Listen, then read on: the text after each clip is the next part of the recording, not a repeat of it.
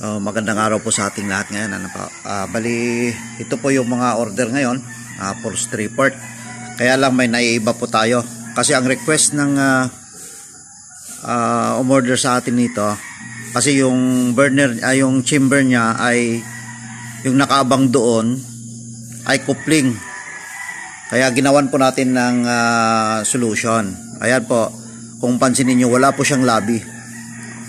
Kahit na po ordinary yung ilalagay ninyo, 1/2 po kasi yung nakaabang doon.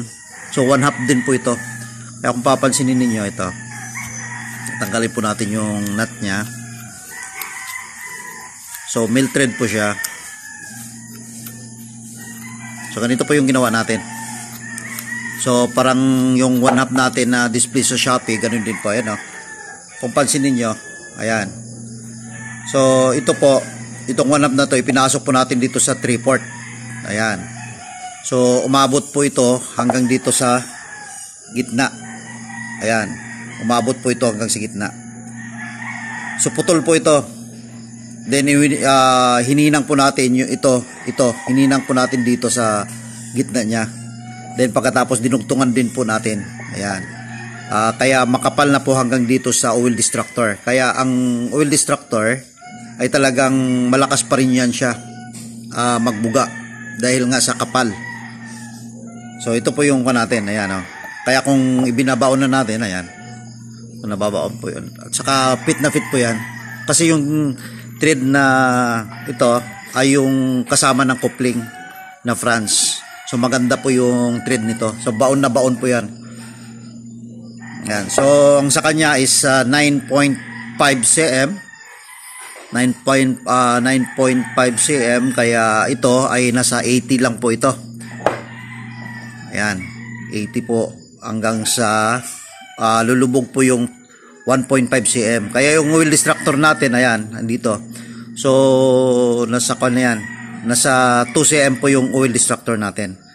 Nasa 2 cm po yung pag naibaon na, kasi may nakaabang doon 1.5 cm po yun. Kaya ganyan. So kung halimbawa may bibili man nito, may bibili ng ganito na yung nakaabang na ay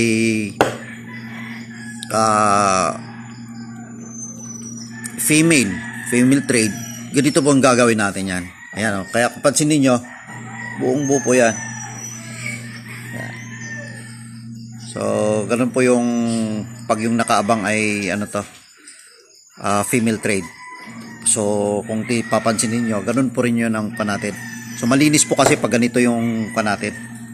Po. At ito na lang po yung ibinabaon. Babaon lang po natin dito 15 cm sa sa base plate. Then yan lang po yung nakaabang.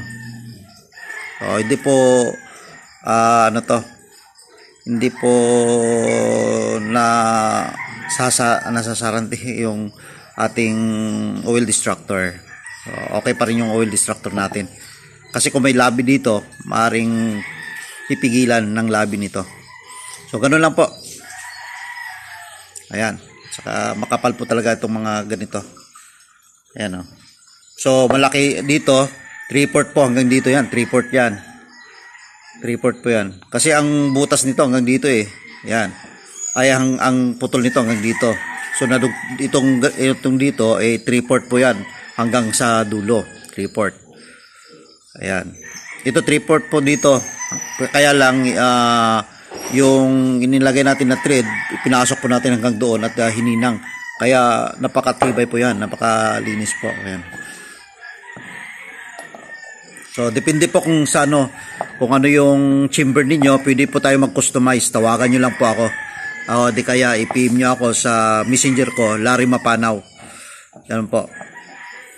So mag-customize po na tayo ayon po sa nakalagay na ibibigay nyo lang po yung details ng inyong chamber at gagawan po natin.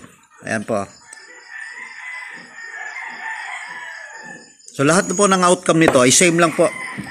Yan na po yung ko kasi kontento na po ako.